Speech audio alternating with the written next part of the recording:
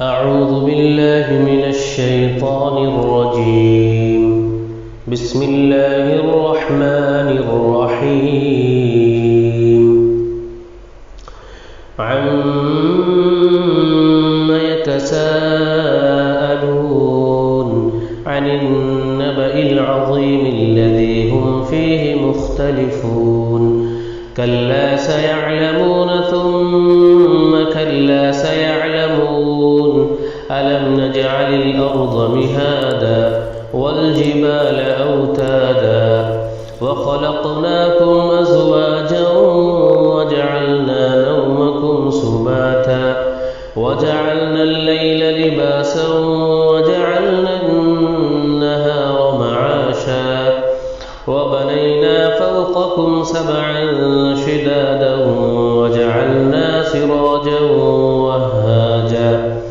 وأنزلنا من المعصرات ماء ثجاجا لنخرج به حبا ونباتا وجنات ألفافا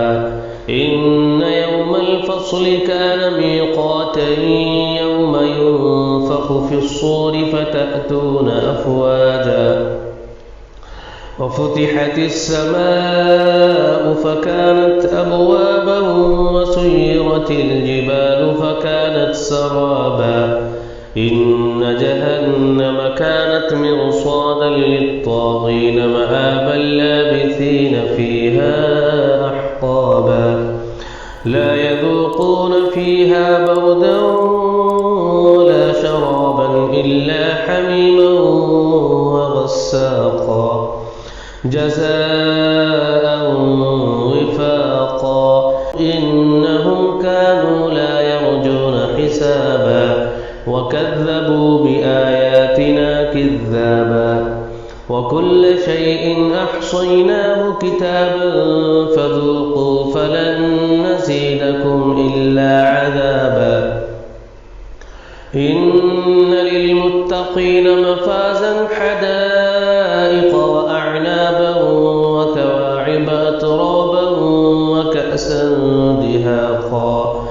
لا يسمعون فيها لغوا ولا كذابا جزاء من ربك عطاء حسابا رب السماوات والأرض وما بينهما الرحمن لا يملكون منه خطابا يوم يقوم الروح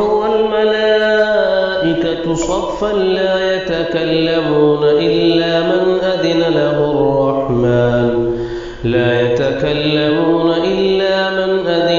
الرحمن وقال صوابا ذلك اليوم الحق فمن